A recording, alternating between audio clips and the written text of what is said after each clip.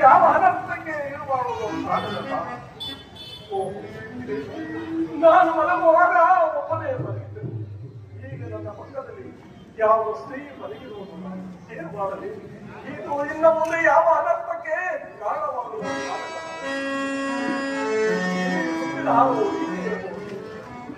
ಏನಾದರೂ ಆಗಲಿ. ನನಗೆ ನಿದ್ರೆಯು ಬಹಳವಾಗಿ ಬಾಧಿಸುತ್ತಿರುವುದು ಏನು ಕ್ಷಣಕಾಲ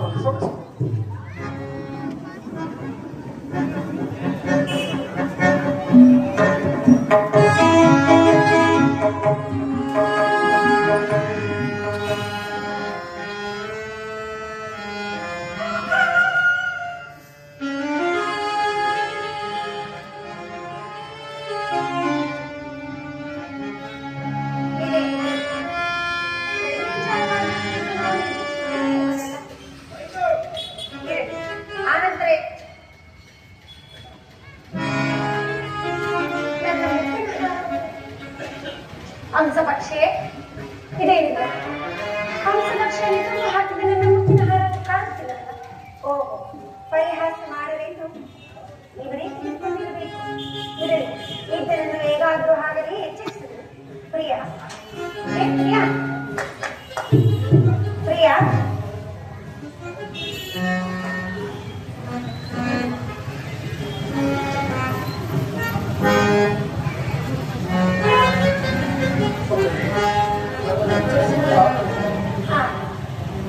ನನ್ನನ್ನು ನೀವು ಒಲಿಸಬೇಕೆಂದು ಅದೇ ನಿಮ್ಮಂತಹ ಪುರುಷರನ್ನು ಒಪ್ಪಿಗೆಯನ್ನು ಒಲಿಸಬಹುದು. ಆದರೆ ನಾನು ಕಾರಣಾಂತರದಿಂದಾಗಿ ಬೆಳಗಾದ ನನ್ನ ಆಸೆಯನ್ನು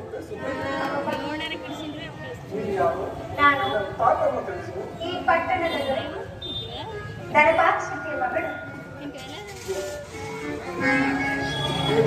ನಿರಾಕರಿಸಬಾರದೆಂದು ತಮ್ಮಲ್ಲಿ ಬೇಡಿಕೊಳ್ಳುತ್ತಿದೆಯಾ? ಹಾಗಿದ್ದ ಪಕ್ಷದಲ್ಲಿ ನನ್ನ ಮುತ್ತಿನ ಹಾರವನ್ನು ಕೊಡು.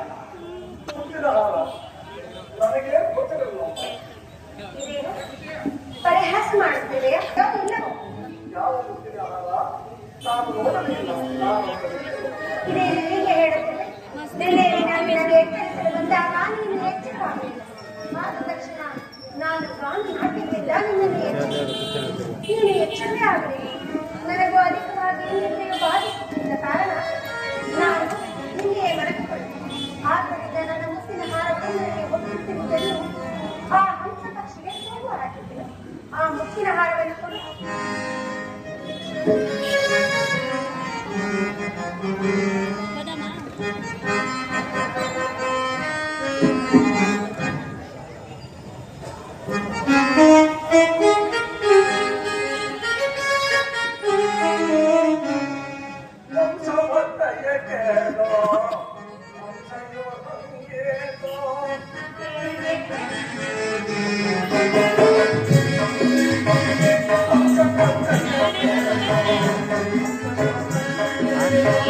Ini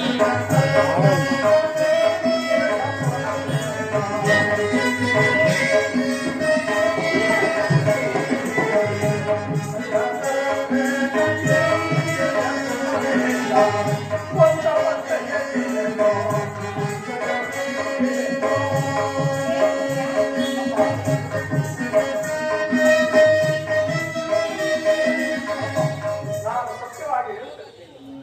ಗೋಡೆ ಮೇಲೆ ಬರೆದಿರುವ ಅಂಶಗಳಿಗೆ ಜೀವ ಕಳೆಯುವುದು ಇನ್ನು ಮುತ್ತಿನ ಹಾರದ ಮೇಲೆ ಕುಳಿತು ಒಂದೊಂದೇ ಮುತ್ತನ್ನು ತಿಂದು ನುಂಗುವುದನ್ನು ಈ ಪಾಪಿ ಕಣ್ಣುಗಳಿಂದ ನೋಡಿರುತ್ತಾರೆ. ಈ ಮಾತನ್ನು ಯಾರಿಗಾದರೂ ಹೇಳಿದರೆ ನಂಬುವ ಎಂದು ಮರೆಮಾಚಿದೆ. ಇದು ಸತ್ಯವಾಗಿ ಏನಿದೆ ಜೀವವೇ ಇಲ್ಲದೆ ಈ ಹಂಸ ಪಕ್ಷಿಯು ನನ್ನ ಮುತ್ತಿನ ಆಹಾರವನ್ನು ನುಂಗಿದೆ. ನನ್ನಲ್ಲಿ ನೀನು ಸುಮ್ಮನೆ ಹುಡುಕುವೆ. ನಮ್ಮ ತಂದೆಯವರು ಬಂದರೆ ವಿಚಾರವು ದೊಡ್ಡದಾಗುವುದು. ದಯಮಾಡಿ ನನ್ನ ಮುತ್ತಿನ ಆಹಾರವನ್ನು ಕೊಟ್ಟು ಬಿಡು ಪ್ರಿಯ. ಇಲ್ಲಮ್ಮ, ನಾನು ಕಲಿಯದ ಹಾರವನ್ನು ನಾನು ಹೇಗೆ ಕೊಡಲಿ? ನಾನು ಹೇಳ್ತಿರುವ ಮಾತು ಸತ್ಯವಾಗಿದೆ. ಇದೇನು ಮೂರ್ಖತನದಿಂದ ಮಾತನಾಡುತ್ತಿರುವ ಇಲ್ಲವೋ? ಇದು ಹೀಗೆ ಹೋದರೆ ಸರಿ ಹೋಗುವುದಿಲ್ಲ. ಜನಕ ಜನಕ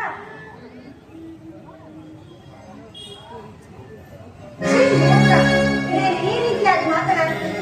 ನಮ್ಮ ಜನಕನಿಗೆ ಈ ವಿಚಾರವನ್ನು ತಿಳಿಸಬೇಕು. ಜನಕ ಜನಕ ಏನಮ್ಮ ಯಾಕಮ್ಮ ಗಾಬರಿ ಆಗಿರುತ್ತೆ? ಏನಾಯ್ತು ಮಗಳೇ? ಇದೇನು ಜನಕ, ನೀನು ಕಳಿಸಿದ ವರವು ಮಾಡಿದ ಕೆಲಸವನ್ನು ಕೇಳಿದೆಯಾ? ಏನಾಯ್ತಮ್ಮ? ನನ್ನ ಮುತ್ತಿನ ಹಾರವನ್ನು ಆ ಜೀವಕಳೆ ಇಲ್ಲದ ಹಂಸ ಪಕ್ಷಿಯು ನುಂಗಿದಂತೆ. ಇದನ್ನು ನಾವು ನಂಬಬೇಕಂತೆ. ನನ್ನ ಮುತ್ತಿನ ಹಾರವು ಇವನ ಬಳಿಯೇ ಇರುವುದು ತಿಳಿದುಕೊಳ್ಳಿ. ಮುತ್ತಿನ ಮಾಲೆ ಅದು ನಿನ್ನ ತೊಳೆಲಿಂದ ಮುತ್ತಿನ ಮಾಲೆ ಅದೇಕೆ ಹೋಯಿತಮ್ಮ?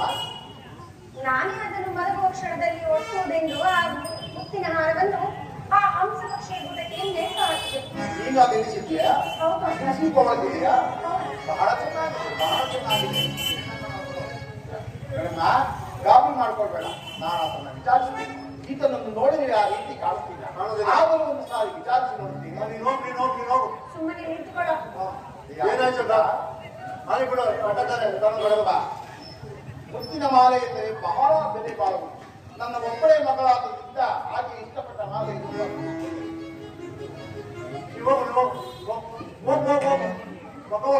ಮುತ್ತಿನ ಮಾಲೆಯನ್ನಾದರೂ ನೀನು ಕಟ್ಟಿದ್ದರೆ ದಯಮಾಡಿ ಆ ಮುತ್ತಿನ ಮಾಲೆಯನ್ನು ಕೊಟ್ಟುಬಿಡು. ನಿನ್ನನ್ನು ಉತ್ತಮನೆಂದು ಭಾವಿಸಿ ಬಿಟ್ಟು ಬಿಡುತ್ತೆ. ಅಯ್ಯ ನಾನ್ ಕೇಳ್ತೀನಿ ಕೇಳಪ್ಪ. ನೀನು ತಗೊಂಡಿದ್ದೆ ಅಲ್ವಾ ತಗೊಂಡು ಹೋಗು. ಇಲ್ದಕ್ಕೆ ನಿನ್ ಮನೆಗೆ ಹೋಗು. ಏನು ಹೇಳ್ತಾ ನಾನು ವಿಚಾರಣೆ ಮಾಡ್ತೀನಿ. ತಗೊಂಡು ಹೋಗು ಅಂದ್ರೆ ಮುತ್ತಿನ ಮಾಲೆ ಕೊಡೋರು ಯಾರು? ಹೋಗಿ ಬಿಡ. ಈ ಸತ್ಯ ನಮ್ಮ ಅಮ್ಮಗ ತಗೊಂಡು ಹೋಗ್ಬಿಡ. 4 ಕಾಸು ಸ್ವಲ್ಪ ನಮಗೆ ಯೋಗ್ಯ ಇದೆಯಾ? ಅಪ್ಪಗಿದ್ದಲ್ಲ ಈ ಸ್ವಲ್ಪ ಸುಮ್ಮನೆ ಹಾಕಿಯಾ? ಮಾಡಿ ಆ ಮುತ್ತಿನ ಮಾಲೆಯನ್ನು ಕೊಟ್ಟು ಬೆಳಗಾದ ನಂತರ ನೀನು ಎಲ್ಲಿಯಾದ್ರೂ ಹೋಗಬಹುದು. ನಾನು ಆ ಮುತ್ತಿನ ಹಾರವನ್ನು ಸತ್ಯವಾಗಿ ಹೇಳುತ್ತೇನೆ. ಗೋಡೆ ಮೇಲೆ ಬರೆದಿರುವ ಜೀವ ಕಳೆಯಾಗಿ ಬಂದು ಒಂದೊಂದೇ ಮೊತ್ತವನ್ನು ತಿನ್ನುವುದನ್ನು ಈ ಪಾಪಿ ಕಣ್ಣುಗಳಿಂದ ಇದನ್ನು ಯಾರಿಗಾದರೂ ಹೇಳಿದರೆ ನಮ್ಮೂರೇ ಎಂದು ಸತ್ಯ ಸ್ವಾಮಿ. ಏನಿದೆ? ಗೋಡೆಯ ಮೇಲೆ ಬಂದಿರುವ ಅಂಶಮುಚ್ಚಿಗೆ ಜೀವ ಸಹಿತವಾಗಿರುವುದು. ಮುತ್ತಿನ ಮಾಲೆಯನ್ನು ಒಂದೊಂದಾಗಿ ನುಂಗಿದ್ದು ನಿನ್ನ ಕಣ್ಣಾಗಿ ನೋಡ್ತೀನಿ. ಅಬ್ಬ ಕಳ್ಳತನ ಮಾಡುವುದರಲ್ಲಿ ಅದೆಷ್ಟು ನಿಪುಣರು, ಸುಳ್ಳ ಹೇಳುವುದರಲ್ಲೂ ಅಷ್ಟು. ಈಗ ಈ ವಿಚಾರವನ್ನು ನನ್ನಲ್ಲಿ ಹೇಳ್ಕೊಳ್ಳಬೇಡ. ಮರ್ಯಾದೆಯಿಂದ ಹೇಳುತ್ತೇನೆ. ನಿನ್ನನ್ನು ಉತ್ತಮನೆಂದು ಭಾವಿಸಿ ಬಿಟ್ಟಿದ್ದೇನೆ. ಇಲ್ಲಿಂದ ತೊಲಗುವನಾಗು.